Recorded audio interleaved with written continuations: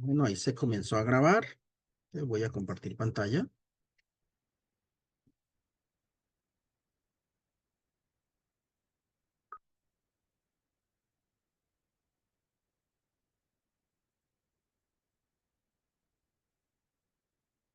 Y estamos viendo la pantalla, ¿sí? Sí, señor.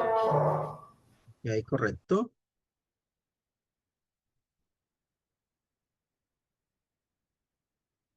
Bueno, ya llegó también Tatiana. Listo. Y aquí la estamos viendo completa, ¿sí? Sí, ahí se ve Porque la pantalla aquí completa. quedo yo sin voz, sin vista, pues preliminar. Bueno, un cordial y afectuoso saludo para todos. Vamos hoy a darle inicio a la segunda webconferencia programada en el curso. Y pues recordarle que mi nombre es Elber Enrique Gómez Justar, yo soy el director de curso y hoy es 7 de julio del 2025. Digamos que la agenda que tenemos preparada para hoy es, bueno, voy a recordarles quién soy porque ya la presentación se hizo en la web pasada. En un segundo momento vamos a explicar el desarrollo de la tarea 3 y 4, que es la que están desarrollando esta semana y parte de la otra y la tarea 4 de una vez, porque nos volvemos a encontrar pues ya cuando inicien ya la tarea 5. También vamos a ver algún planteamiento de temática. En conclusión, vamos a mirar algunos alegatos de conclusión, cuál es la definición de los alegatos de conclusión y vamos a mirar también algunas características muy puntuales de acuerdo a lo que establece la ley. Y entramos a preguntas y respuestas.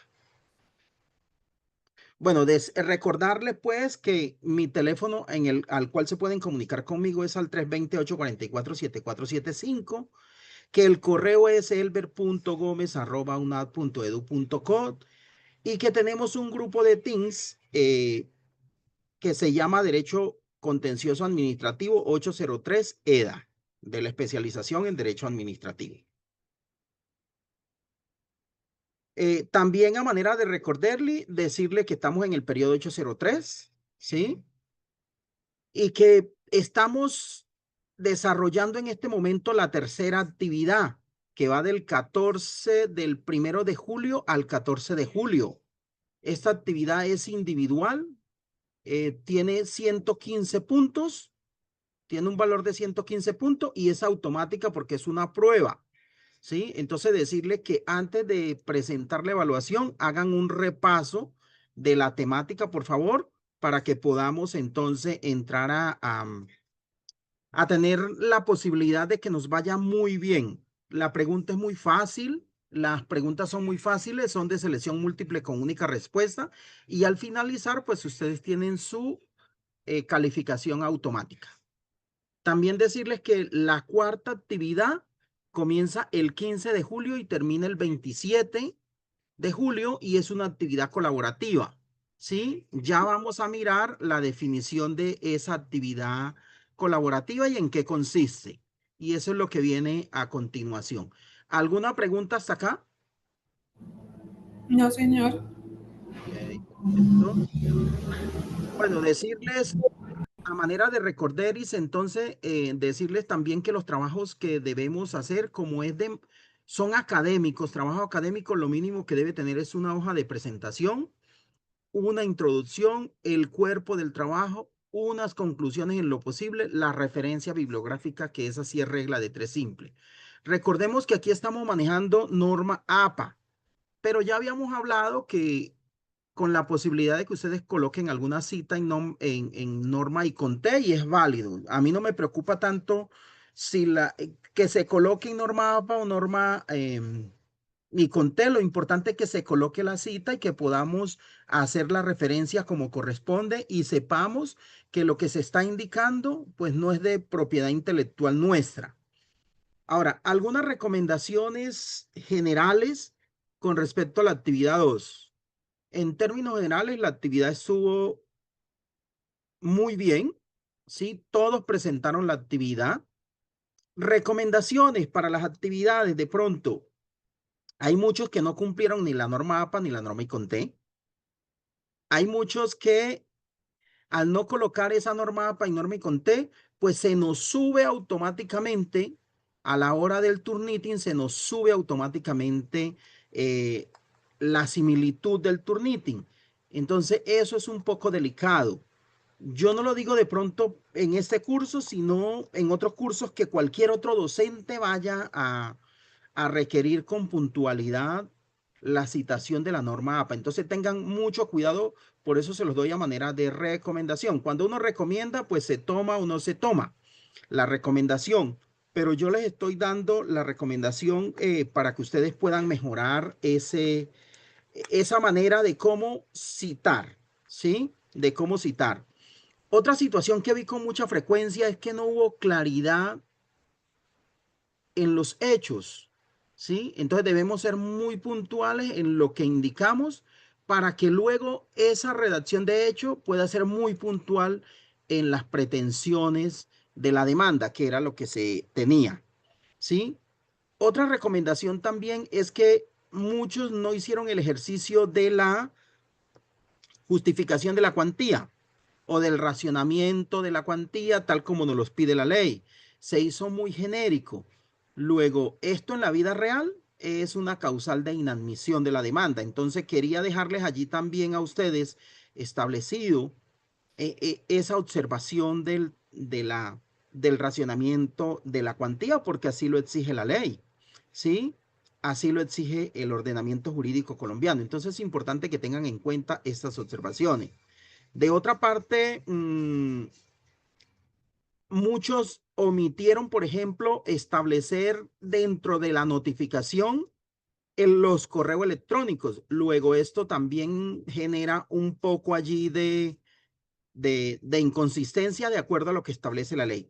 Recordemos que hoy por hoy es obligatorio colocar el correo electrónico tanto del demandante, sus apoderados o representantes como demandados.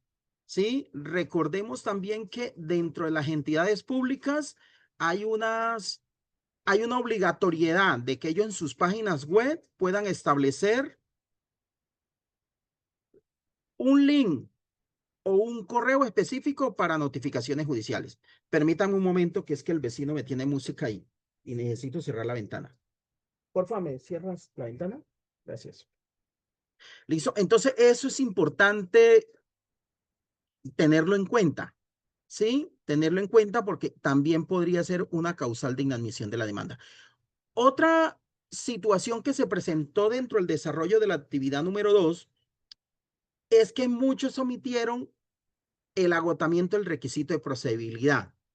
Recuerden que esto también es de carácter obligatorio y en el evento en que usted no haya agotado el requisito de procedibilidad, le van a inadmitir inicialmente, pero si usted no cumple con ese requisito entre los 10 días que le da el despacho judicial, pues seguramente le van a rechazar la demanda.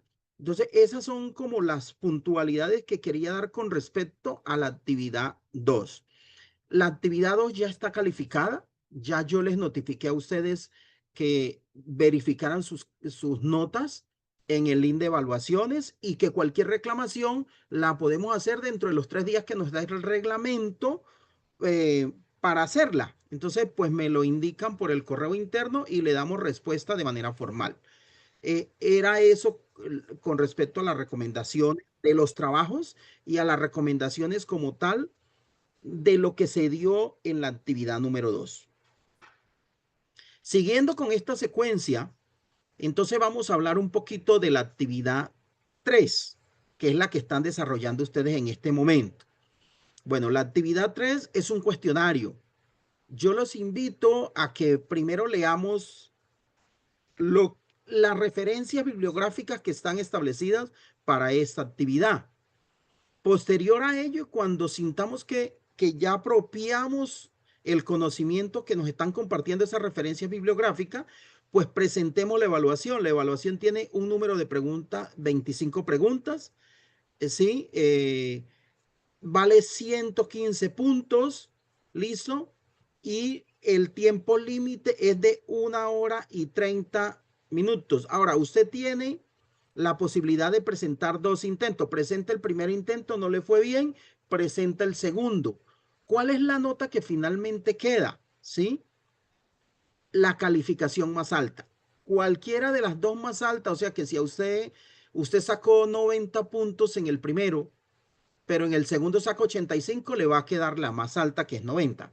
Si usted sacó 100 puntos y quiere intentar el máximo puntaje y quiere intentar los 115 puntos y quiere intentar nuevamente la evaluación y saca menos puntos, eh, pues automáticamente le queda su calificación más alta.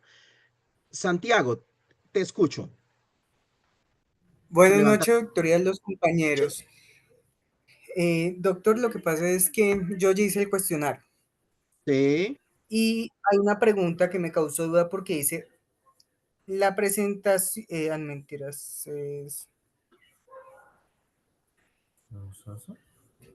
Santiago, si quiere, este tema te lo resuelvo porque no todos han resuelto el cuestionario. no, pero es porque de pronto les va a pasar lo mismo que yo. La pregunta, mejor dicho, dice, ¿cuál Sí. es el enfoque principal de la charla mencionada en el texto?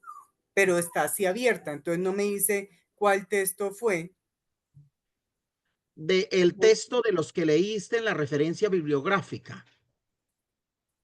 Es que para Mm, presentar la evaluación hay que leer la referencia.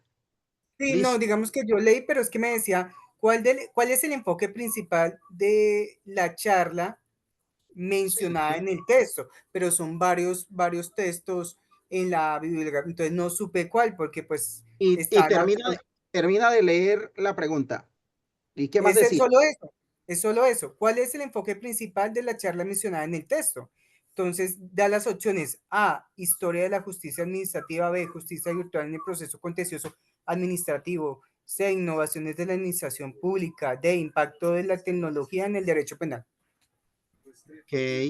Y de lo que leíste, ¿cuáles hacen referencia a esa lectura que te están dando? Justicia virtual en el proceso administrativo, contencioso administrativo. ¿Listo? Entonces hay que tener la referencia allí lista para poder verificar. Pero voy a verificar a ver qué pasa con la pregunta. ¿Listo? Sí, porque me parece que está cortada, la verdad. Está. Ok, perfecto. Listo. Gracias por... Profesor, yo aprovechando la participación de Santiago, a mí me salió esa misma pregunta y pues tampoco me parece que la formulación de la pregunta está incompleta, o sea, no hace claridad.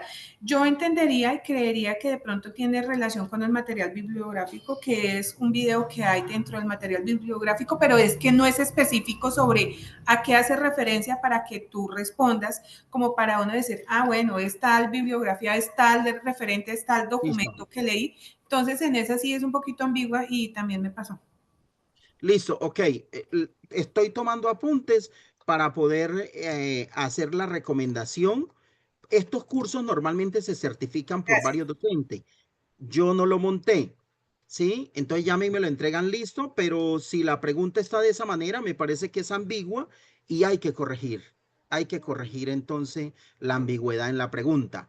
Muchas gracias por su participación.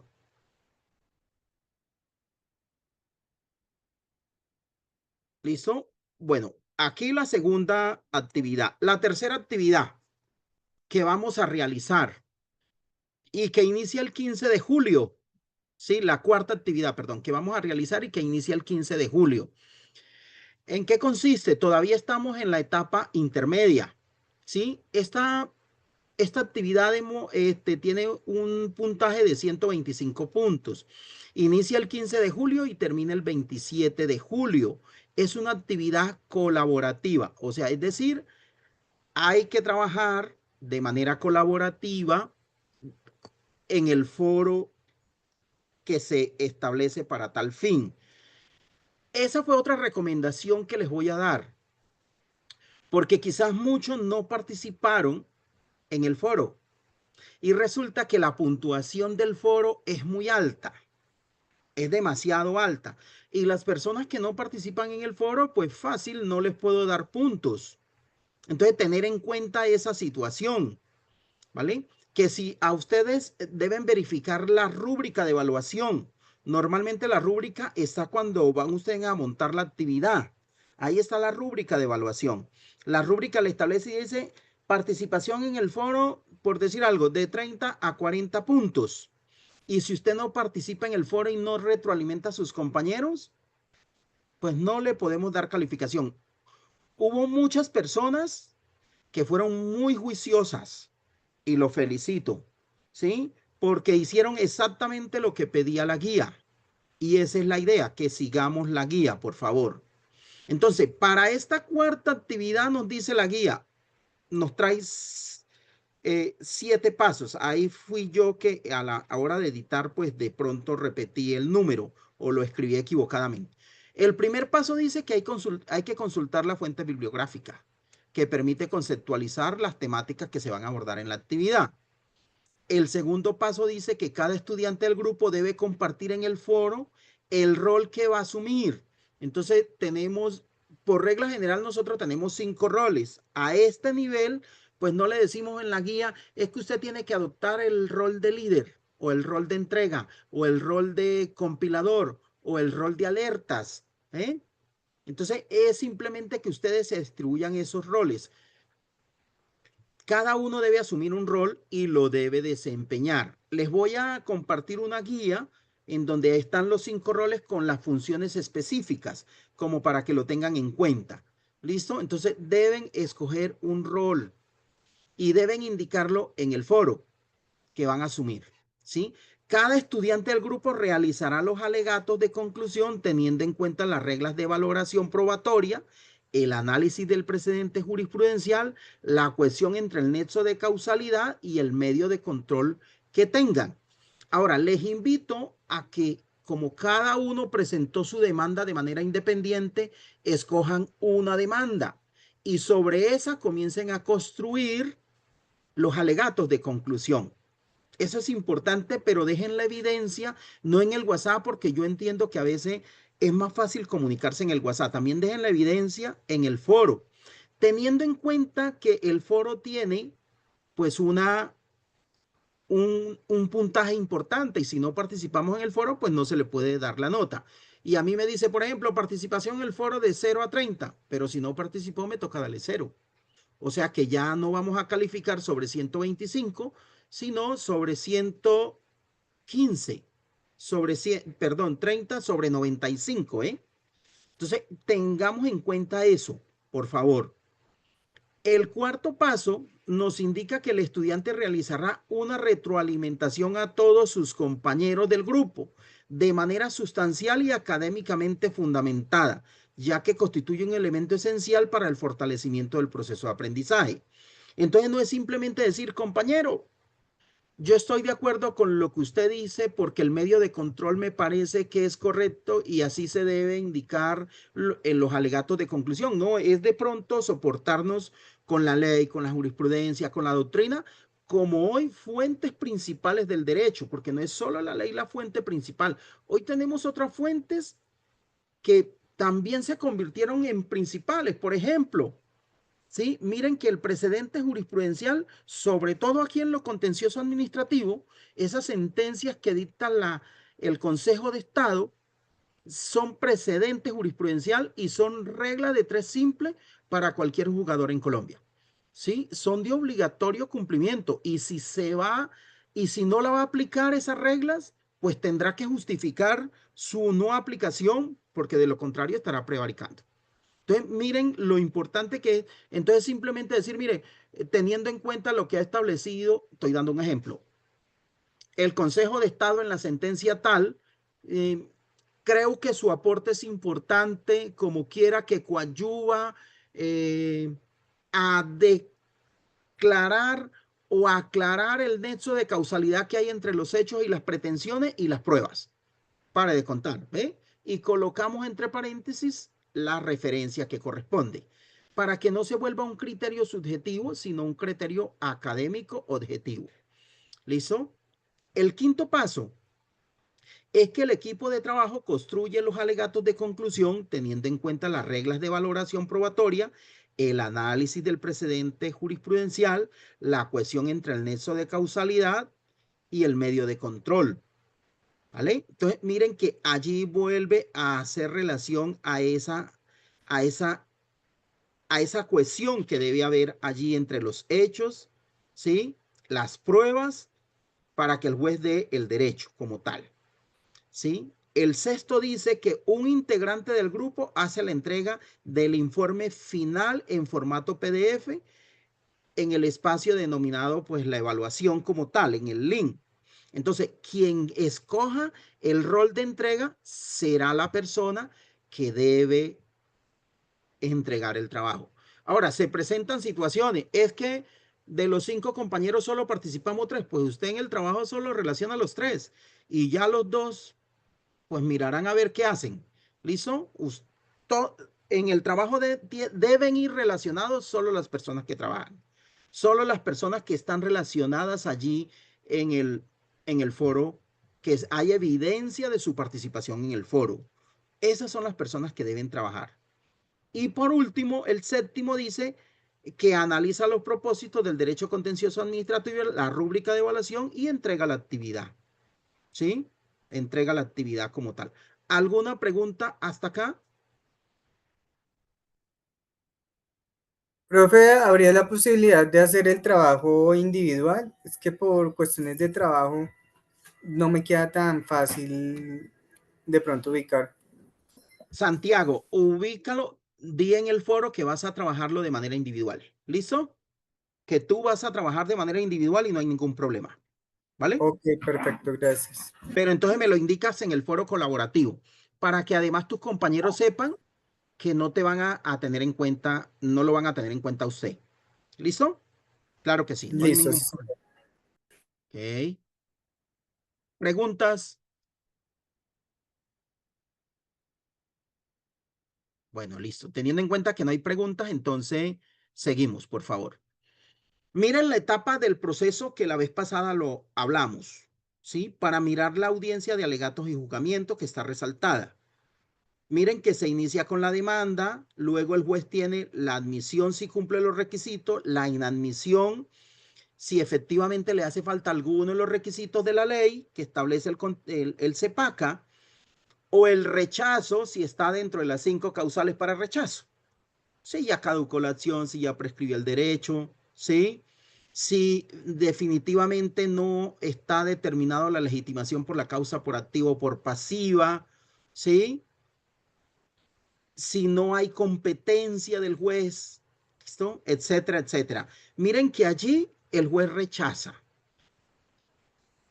Inadmite si se cumplen los requisitos, da traslado para que dentro de los 10 días puedan subsanar o admite si cumple con los requisitos. Ahora, ese auto, si se admite, ¿sí? Pues entonces simplemente se aplica la regla general del código, que es hacer las notificaciones. La notificación puede ser personal, puede ser por estados, por estrados. En este caso, vamos a hacer una notificación personal por correo electrónico, porque se supone que en la demanda está el correo electrónico. Ahora se da el traslado una vez se notifique, 25 días a partir de la notificación y 30 días para que ellos contesten la demanda. ¿Se puede reformar la demanda? Sí. Y una vez se agote estas etapas, pues vamos a la audiencia inicial. Miren que en la audiencia inicial se hacen muchas cosas. Se sanea el proceso, se fija el litigio, se intenta conciliar, se resuelven las medidas cautelares y se decretan las pruebas y se incorporan las pruebas también al proceso que haya. Luego vamos a una audiencia de prueba que es opcional, porque en el caso, por ejemplo, de simple nulidad, a veces no hay que hacer audiencia de prueba, ¿sí? Y posterior a ello vamos a la audiencia de alegatos y juzgamiento. ¿Sí? Ya vamos a hablar un poco de esa audiencia de alegatos y juzgamiento y vamos a también establecer cómo se hacen unos alegatos, pues que queden de acuerdo a lo que establece el mismo código. ¿Preguntas hasta acá?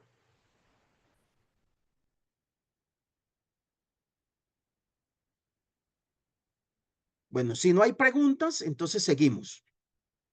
Ahorita venimos entonces a esa etapa de alegatos, de alegaciones y juzgamiento, que está establecida en el artículo 182 del CEPACA. Y que dice que sin perjuicio de lo dispuesto en el inciso anterior del artículo anterior, esta audiencia deberá realizarse ante el juez, la sala, sesión o sucesión correspondiente, y en ella se observarán las siguientes reglas. Ahora, ¿por qué establece esta sin perjuicio de lo anterior? Porque puede ser que el juez no convoque la audiencia de alegatos y conclusiones y de traslado para que se presenten los alegatos dentro del término que establece la misma ley. Ahora, siempre que vamos a esta audiencia y a la audiencia de prueba debemos ir preparados, ¿sí? Debemos ir preparados para interponer recurso en audiencia, para hacer uso de la palabra cuando el juez así lo indique, porque si nosotros no lo hacemos inmediatamente en audiencia, pues perdemos la oportunidad de controvertir lo que mi contraparte está proponiendo. Miren que acto seguido la regla número 1 dice: en la fecha y hora señaladas se oirán los alegatos primero del demandante, seguidamente de los terceros de la parte activa cuando los hubiere, luego del demandado y finalmente de los terceros de la parte pasiva si los hubiere. Por 20 minutos a cada uno. También se oirá al Ministerio Público cuando éste bien lo tenga. El juez podrá interrogar a los intervinientes sobre lo planteado en los alegatos, porque hay muchos colegas en la práctica que se ve que hay muchos colegas que simplemente llevan la sentencia y la citan, pero no hacen ningún relacionamiento entre los hechos, las pruebas y el nexo de causalidad para exonerar o declarar la responsabilidad del Estado como tal, que eso es lo que finalmente se hace en los alegatos. Ya vamos a mirar unos alegatos de ejemplo como para que ustedes tengan una referencia, El numeral número 2 dice que inmediatamente el juzgador, o sea, el juez, dictará sentencia oral. De no ser posible, informará el sentido del fallo en forma oral, aún en el evento en que las partes se hayan retirado de la audiencia, y las consignarán por escrito dentro de los 10 días siguientes. Claro, el juez a esas alturas ya debe tener claro si va a declarar o no las pretensiones de la demanda. Luego él debe o dictar sentencia, que en muchos casos con jueces muy juiciosos se dicta sentencia de una vez, o en su defecto, pues dictará el sentido del fallo. Ahora, cuando él no lo hace en audiencia, él sí debe explicar las razones. Entonces va a decir que teniendo en cuenta normalmente que las pruebas no fueron evacuadas sino en la audiencia anterior, y el tiempo que él tiene no ha podido estudiar por el cúmulo de procesos, entonces que se va a tomar el tiempo para poder dictar la sentencia en el término que lo establece la ley, que son esos 30 días siguientes, aunque nunca se dictan dentro de esos 30 días siguientes por el cúmulo de trabajo que hay en los despachos judiciales. Pero bueno, así queda establecido pues el tema de alegato. Cuando no fuera, dice el numeral tercero, cuando no fuera posible indicar el sentido de la sentencia, la profirá por escrito dentro de los 30 días siguientes, ¿sí? En la audiencia, el juez o magistrado ponente dejará constancia del motivo por el cual no es posible indicar el sentido del fallo en ese momento. Miren que los alegatos, unos buenos alegatos pueden ubicar al juez. Pueden hacer dudar al juez de un sentido del fallo que él traiga. Entonces, por eso es importante manejar ese nexo de causalidad entre los hechos, las pruebas y el derecho. ¿Listo? ¿Alguna pregunta hasta acá?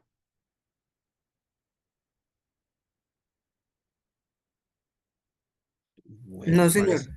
Listo, ok. Vamos a mirar entonces, para pasar luego al tema de mirar los alegatos en conclusión. ¿Qué son los alegatos? ¿Sí? De conclusión. Entonces, conceptualmente podríamos indicar que es una parte crucial de cualquier proceso legal, porque todos los tipos de procesos que hay en Colombia tienen una etapa de alegatos de conclusión. Quiere decir que para el legislador sí determinó que era una etapa importante.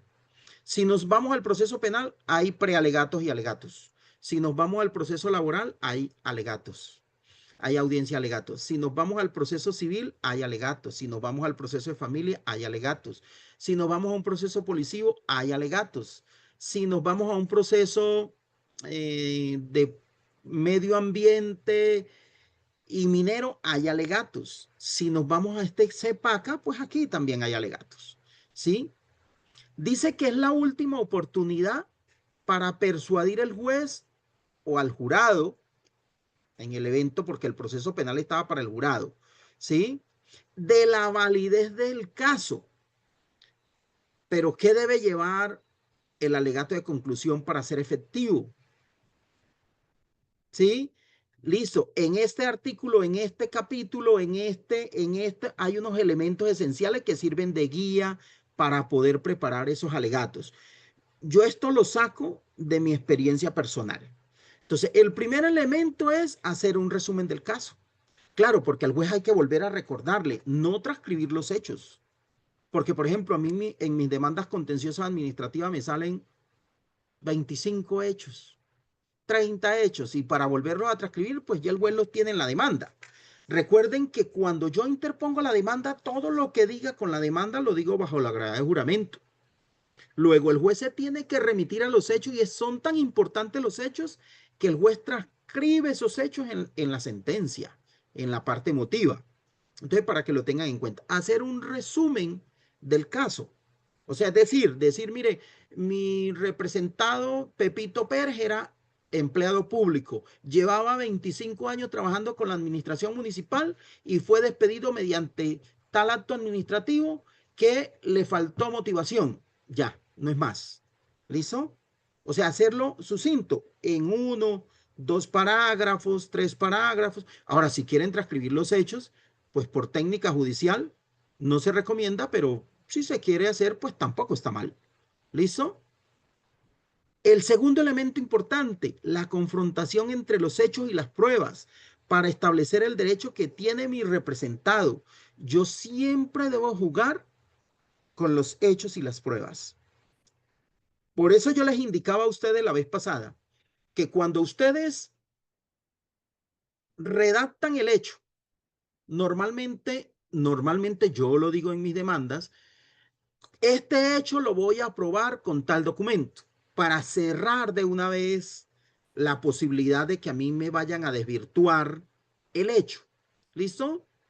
Y es importante hacerlo así porque a la hora de usted hacer los alegatos o que se termine la audiencia de prueba, usted tiene la habilidad rápidamente de montar unos alegatos si usted va a audiencia y no los llevaba preparado. Pero si no lo hace de esa manera, pues posiblemente va a haber un poco de enredo y entonces hacemos lo que genéricamente hace la gran mayoría. Señor juez, solicito que declare las pretensiones de la demanda de mi representado como quiera que las pruebas aportadas y recaudadas en el proceso, todas están a favor de él y no se dijo nada. Fuimos muy genéricos. Entonces hay que ser muy puntual, muy preciso y comenzar a jugar con todas las variables que tenemos. Ya vamos a mirar en el ejemplo. También hay unos argumentos claves. Por ejemplo, si yo voy a atacar un acto administrativo, pues debo saber por qué causal es. Si es por la causal de falsa motivación o la falta de motivación. Son dos cosas diferentes. Por ejemplo, si yo voy a atacar el acto administrativo, si está en contra de la Constitución y la ley, tener claro cuál es la ley y cuál es el artículo de la Constitución y por qué. ¿Sí? Porque eso me va a dar el contraargumento para yo poderle hacer énfasis al juez sobre esa situación. Máxime si hemos tenido precedentes jurisprudencial que han aclarado de pronto la ley. Entonces, allí jugamos. Esos argumentos clave se deben expresar en el escrito. Deben de ser claros, convincentes y respaldados por la evidencia presentada durante el juicio. O sea, todo el respaldo tiene que estar probatoriamente en el expediente de lo contencioso administrativo, en el expediente judicial, como le llamamos coloquialmente. Porque lo que no esté allí, así esté probado, así no esté, si no está aprobado, perdón, si no está allí, el juez no lo va a declarar. Así él sepa que es así. Ojo con eso, porque la justicia en Colombia es rogada y lo que no se pide no se da. Lo que no se prueba no se decreta. Entonces, esa tiene que ser una premisa y una regla de 3 simple para los abogados litigantes o para los abogados que representan a las entidades. ¿Listo? Ojo con eso. Eso hay que darle mucho entre y hay que tenerlo allí en cuenta. También hay otro punto clave es la refutación de los argumentos de la contraparte o de la oposición. Es importante abordar y decir en qué se están equivocando ellos. Claro, refutar con argumentos a la oposición en los alegatos, no es decir cualquier cosa, ¿sí? Es dejar en evidencia a mi contraparte de que todo lo que él dijo no corresponde a la realidad procesal, porque puede corresponder a la realidad, pero si no está aprobado dentro del proceso, nada por hacer, ¿sí? Esto muestra que se ha considerado todas las perspectivas y refuerza la validez del caso que uno está presentando. Porque pues a veces la contraparte habla mucho, pero a la hora de la prueba no aportó ninguna. Nada, eso no va a pasar nada. O quiere demostrar toda con una de las pruebas más débiles que tenemos en el proceso, que es el testimonio, porque el testimonio es testimonio y tiene validez hasta cuando la contraparte le dan el uso de la palabra y lo puede controvertir. Entonces es un testimonio quizás de las pruebas más débiles porque se puede tumbar muy fácil y rápidamente dentro del juicio como tal. Y si él solo llevaba testimonio y se lo tumbamos, pues no pasa nada. O sea, desde que no haya demostrado lo que hemos dicho en la demanda, no pasa nada. También hay frases célebres a veces. Por ejemplo, como la frase, tú me das las pruebas y yo te doy el derecho. Eso hay que utilizarlo. Hay principios que son básicos, principios transversales, debido proceso, principio de legalidad. Eso hay que relacionarlo en ese momento, ¿sí? Con una frase célebre. Como quiera que le violaron a mi representado el debido proceso, como quedó evidenciado en las pruebas aportadas documentales como tales, en la testimonial como tal, en el interrogatorio de parte como tal, ¿sí? Eso hay que dejarlo allí referenciado. ¿Listo? Y finalmente hay que hacer una conclusión del alegato, que para efectos procesales se vuelve una petición. Petición en concreto, ¿qué le vamos a pedir al juez? Señor juez, que declare la responsabilidad del municipio tal por las razones expuestas anteriormente y como consecuencia de lo anterior, nos conceda todas las pretensiones solicitadas en la demanda. ¿Eh? Así de fácil es. O sea, los alegatos muchas veces me ha funcionado de que son el 80 o más por ciento para que el juez, de lo que el juez va a decir en la sentencia, y efectivamente lo ha dicho. ¿Listo? Pero eso requiere pues hacer esa cohesión entre los hechos, las pretensiones, las pruebas y mirar ese nexo causal. ¿Alguna pregunta hasta acá?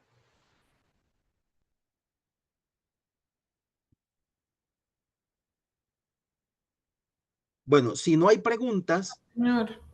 ok, entonces yo aquí venía la sección de preguntas, entonces me voy a ubicar a los alegatos. ¿Listo? Voy a ubicar unos alegatos que, bueno, para efectos de esta clase son netamente académicos, porque a veces yo presento esto y el estudiante comienza a decir, pero yo conozco a tal persona.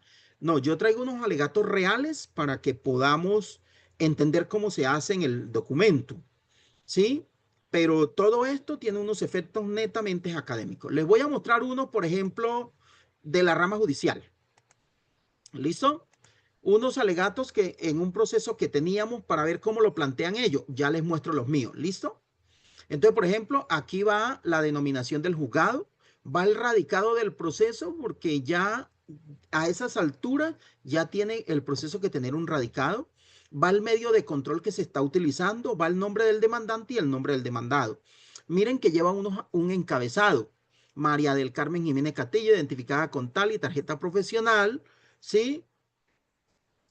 En su condición de apoderada sustituto de la rama judicial, dirección ejecutiva dentro del proceso de la referencia, estando dentro del término legal, porque ojo, hay un término para los alegatos de conclusión.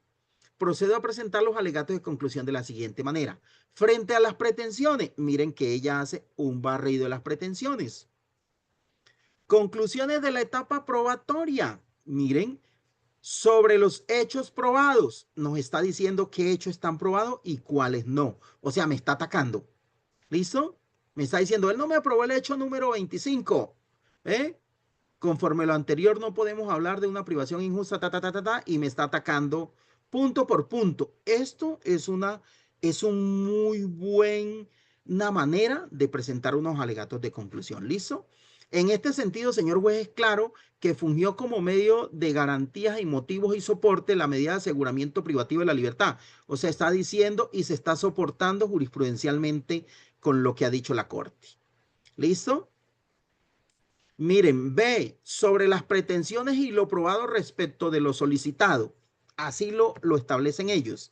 Y comienza, lucro cesante, ¿sí? Perjuicios morales. Y me le está diciendo el juez por qué me debe negar cada uno de ellos. Las reglas de la unificación con respecto, perjuicios inmateriales, daño en relación a la vida. Y está diciendo por qué me lo debe negar.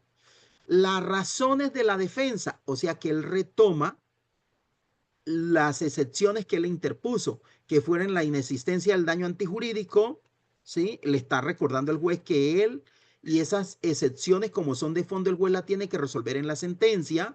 El hecho exclusivo y determinante de un tercero, que fue la fiscalía, le está echando la culpa a la fiscalía y le está diciendo que lo exonere a él, ¿sí? Y la fiscalía hace lo mismo con ellos. La culpa exclusiva de la víctima como eximente responsabilidad, que fue otra excepción que interpuso en su contestación de demanda, ¿sí? Y finalmente, mire que él está haciendo, copiando apartes de las pruebas que presentó, ¿sí? Que se recaudaron en el proceso. Y aparte, y al final, mire que utiliza mucha sentencia del Consejo de Estado. Y finalizando tiene la petición. ¿Listo? Petición y terminamos con notificaciones. Y firma la persona. ¿Listo? ¿Alguna pregunta hasta acá? No, señor, ninguna. Listo. Vamos a mirar ahora desde el punto de vista de la defensa. ¿Listo? Vamos a mirar varios medios de control. Vamos a mirar primero este. Es un medio de control con pretensión, en ese momento se llamaba así, pretensión de nulidad y restablecimiento del derecho. Miren, este es una segunda instancia, estamos ante el Consejo de Estado, la Sala de lo Contencioso Administrativo, sección segunda, subsección A, el magistrado ponente. Aquí indicamos cuál es el medio de control. ¿Estamos viendo? Sí. ¿Estamos observando, estudiantes? Sí, señor. Ok. Miren la referencia, el medio de control, el demandante, el demandado, el radicado del proceso y el asunto, alegatos de conclusión. Así de esa manera lo hago yo. Aquí en el encabezado estoy diciendo que soy el apoderado de Hermides y que presento los alegatos de conclusión. Esta es cortico porque es muy fácil, este medio de control fue muy fácil porque ya todo está aprobado y es en segunda instancia, entonces ya todo se probó. Nos declararon a favor las pretensiones, nos interpusieron recursos y nos dan alegatos, nos dan traslado para alegato de segunda instancia. Entonces ya casi que todo está dicho dentro del proceso, entonces por eso está de esta manera tan puntual. Los hechos probados en el proceso, entonces le estoy diciendo cuáles hechos están probados en el proceso. ¿Sí? Miren, y son como 30 hechos, pero yo lo resumo en estas hojas, miren, tal y lo soporto con la jurisprudencia del Consejo de Estado. Pare de contar. El análisis de las pruebas, entonces hago un análisis de las pruebas para decir que los hechos con las pruebas tienen conexidad y que está probado lo que estoy pidiendo. ¿Listo? El análisis de la norma violada y el concepto de violación. Y aquí estoy estableciendo básicamente qué fue lo que se violó y por qué se violó. Y cómo eso está probado con las pruebas.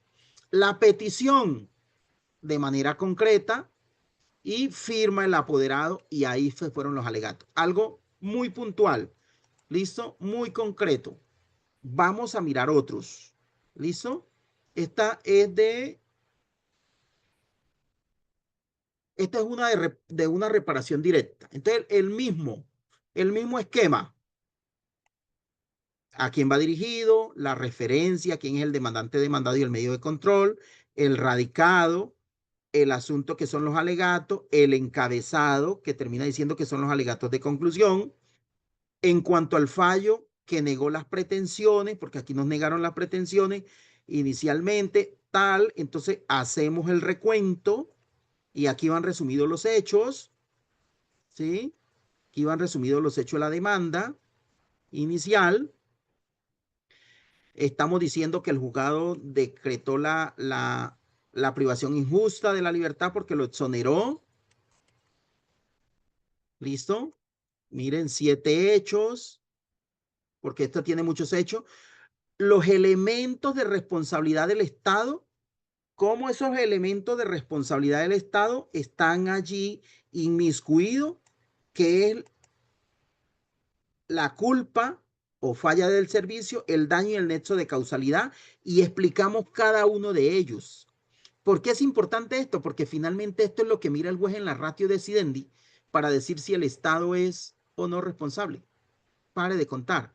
Entonces, el daño, y explicamos por qué ocurrió el daño y el nexo de causalidad entre el daño y la culpa. ¿Listo? También lo respaldamos con una jurisprudencia, un sustento jurisprudencial del Consejo de Estado con respecto a la privación injusta de la libertad y hablamos de la evolución que ha tenido y en qué está hoy en día. Miren que aquí hay un pie de página en norma y conté del Consejo de Estado de una sentencia hito que tiene el Consejo de Estado de cómo calcular esos daños y la petición en concreto. Mire, ahí hay unos alegatos de conclusión con respecto a una reparación directa. Ahora miremos otro.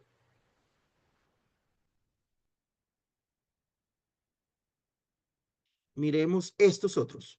¿Listo?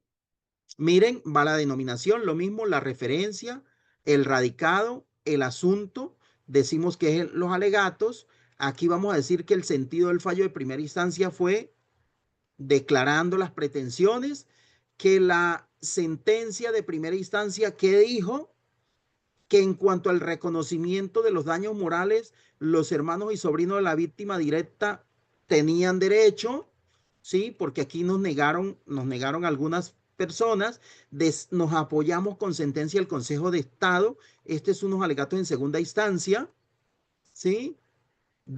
Exponemos todas las razones y le pedimos la petición al juez que modifique parcialmente la sentencia recurrida, dictando en su lugar que concede el derecho de la primera pretensión de la demanda, ¿sí? De la segunda pretensión, de la tercera pretensión, de la cuarta pretensión, ¿vale? Porque se pedían muchos daños, daños morales, daños patrimoniales, lucro cesante, daño emergente, daño de la vida en relación, y pues nos decretaron unos y no otros. Y como yo las pretensiones las individualizo y las singularizo por persona, porque pues, si nosotros las agrupamos, puede ser de que nos den a unos y a otros no, entonces yo prefiero individualizarlas y singularizarlas.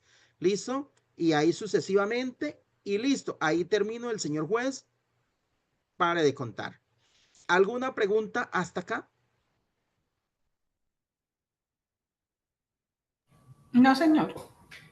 Bueno, esto era lo que tenía por compartirles el día de hoy. Si no hay preguntas, yo igual quedo atento. No sé si llenaron la asistencia, por favor. Debemos llenar asistencia. Ahí se las comparto nuevamente. ¿Sí? Eso yo igual quedo atento en el Teams si tienen alguna pregunta o que me escriban por el WhatsApp para ir resolviendo preguntas o en el foro como tal.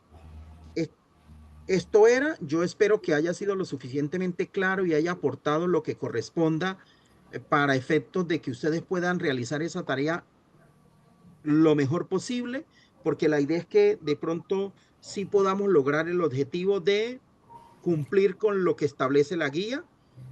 Y el objetivo específico es que ustedes puedan aprender en este curso a montar ese alegato de conclusión específicamente en esta tarea como tal. Si no es más, colegas, pues yo les les doy las gracias por haber asistido y pues ahorita más tarde que termine la grabación de montar, de una vez se las comparto. Feliz y bendecida noche. Les agradezco la asistencia, por favor. Muchas gracias, doctor. Feliz noche. La grabación. Listo, profe. Hasta luego. Gracias.